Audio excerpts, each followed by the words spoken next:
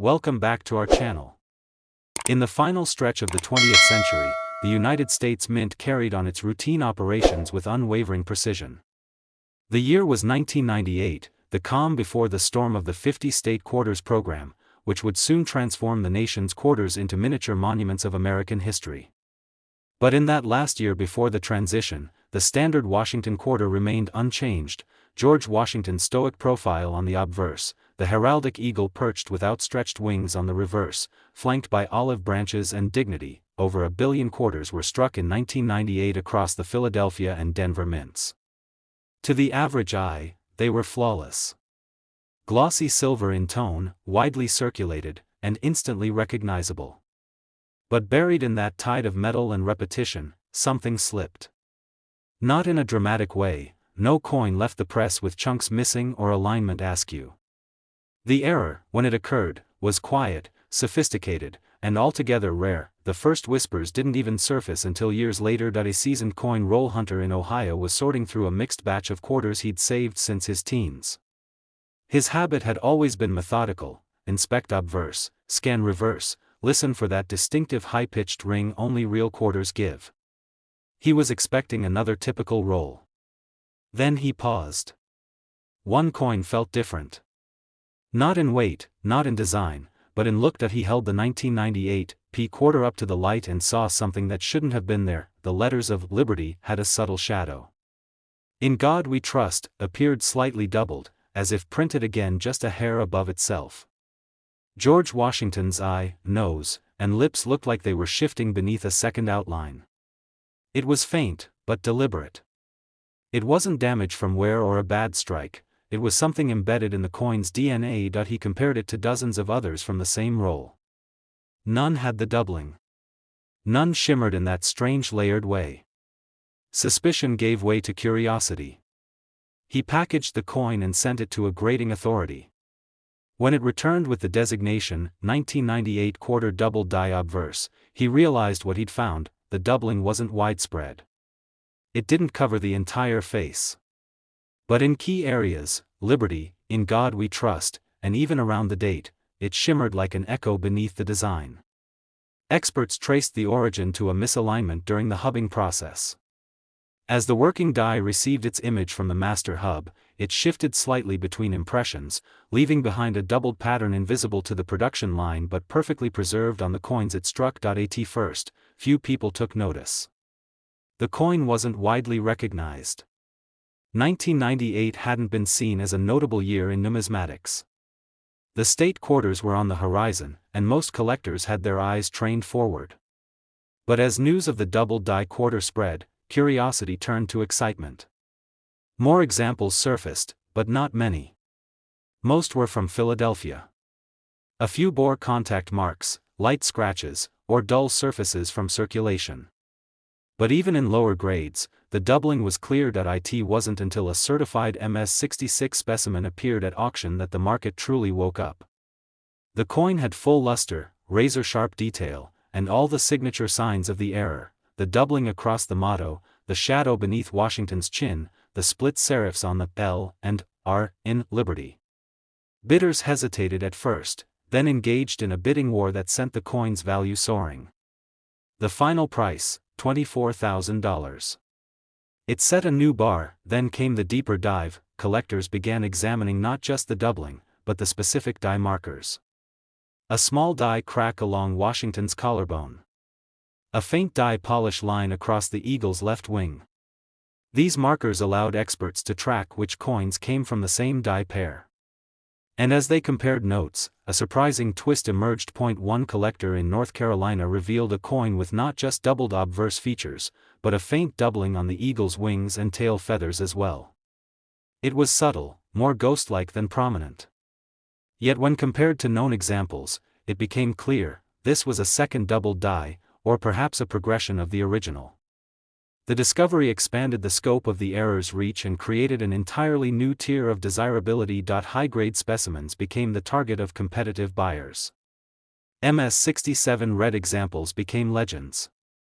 In 2021, a coin housed in an older green label slab surfaced with near-perfect eye appeal and full doubling across the obverse. Collectors dubbed it the finest known of its kind. When it finally sold in a private transaction, the price eclipsed $72,000. But the true shock came 2 years later. A collector from California unveiled a proof-like 1998 P quarter found in a sealed Federal Reserve roll.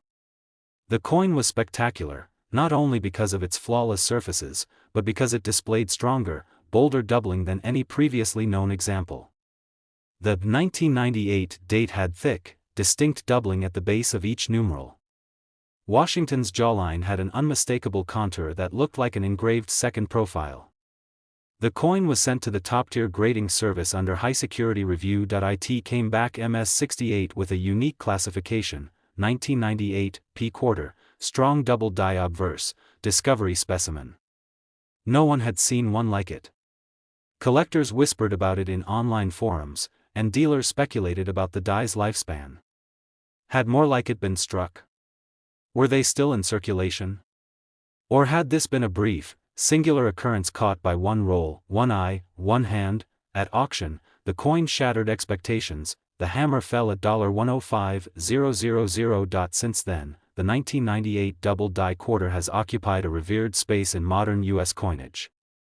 Its appeal lies in its balance, an error hidden in plain sight from a modern era not typically associated with extreme rarity. Its discovery rewrote what collectors thought they knew about the consistency of the late 1990s minting process. Today, the coin remains elusive. Only a handful of well-preserved specimens have been verified. Lower-grade examples are still out there, buried in jars or forgotten rolls, often misidentified or overlooked.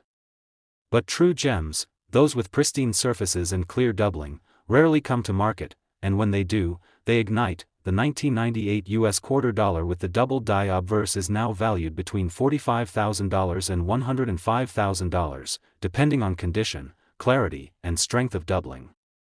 A coin once worth just 25 cents, now a cornerstone of modern numismatics, prized not because it was meant to be special, but because of a quiet flaw that turned it into a legend. In 1985, the United States stood at a cultural and economic crossroads. The Cold War loomed, technology was just beginning to surge forward, and the average American pocket carried coins without a second thought. Among them was the Washington quarter, an emblem of consistency and trust.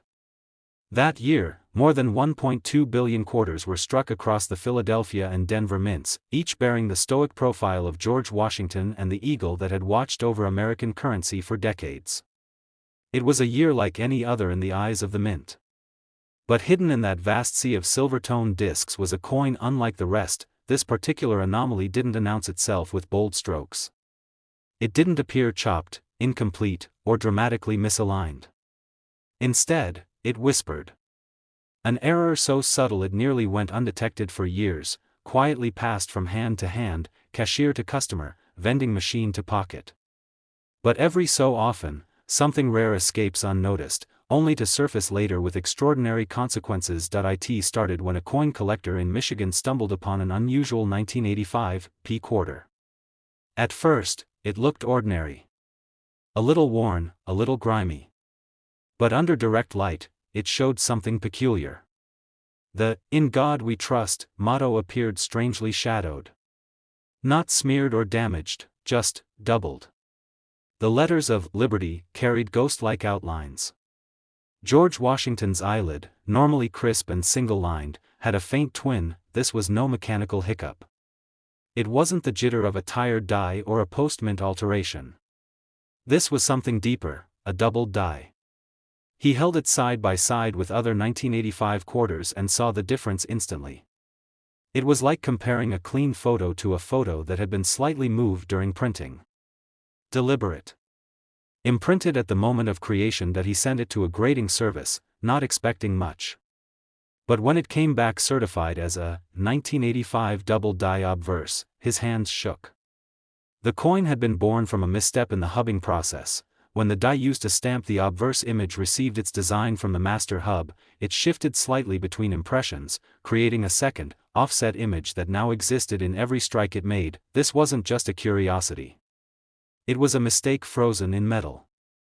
A relic of a few seconds of misalignment in the die room of the Philadelphia Mint that led to a very limited number of misstruck quarters. News of the discovery traveled slowly at first. The coin was modern, after all. Not a century-old rarity. And 1985 wasn't typically a year collectors watched closely. But slowly, more examples began to surface. Coin roll hunters found faintly doubled obverse features in spare change. One dealer in Nevada unearthed a sharp example with full luster and doubling so defined it seemed almost 3D. Collectors started to pay attention. The most distinctive traits of the error appeared in 3 locations. First, the word Liberty showed the clearest doubling, especially on the L and B, where serif split into near twin peaks. Second, the motto, "In God We Trust," exhibited a staircase-like doubling along the top edges of the letters. And third, Washington's I bore the slight curve of a second eyelid, creating a ghostly effect when tilted under light, but the reverse side of the coin, typically unchanged in double die errors, offered something rare. A few examples displayed unusual die polish lines streaking diagonally across the eagle's wings. While not a doubling, these markers helped identify early state strikes from the same die pair.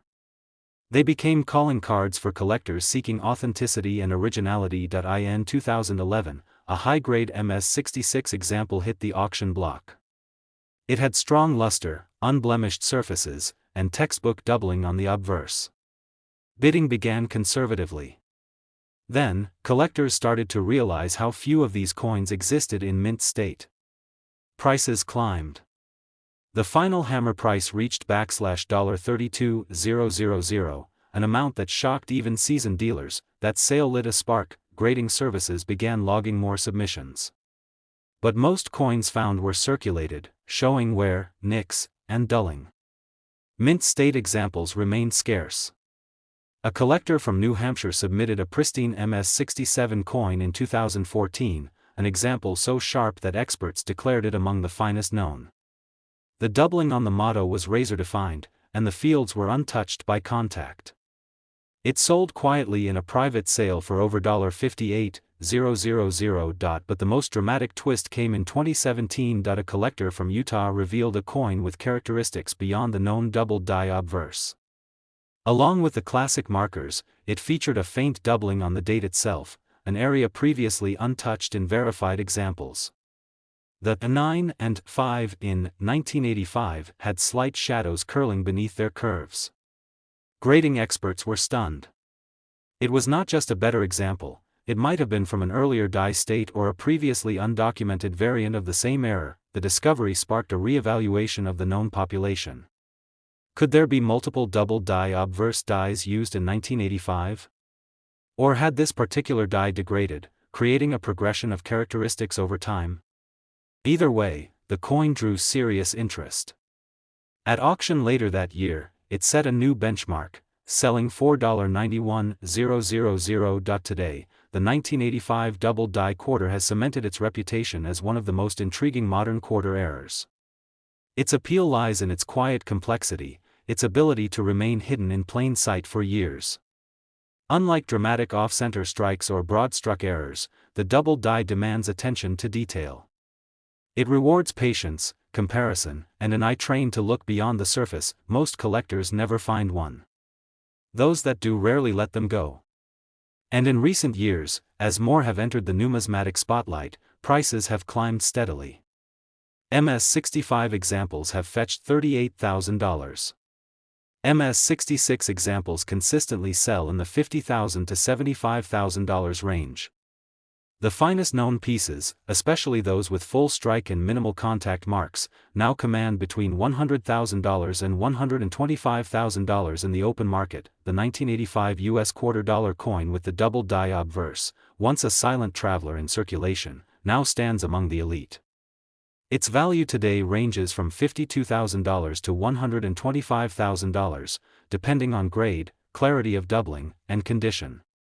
A coin that once bought gum or paid a parking meter now holds a place of honor in numismatic history, born not from intention, but from a rare and irreversible moment of human error.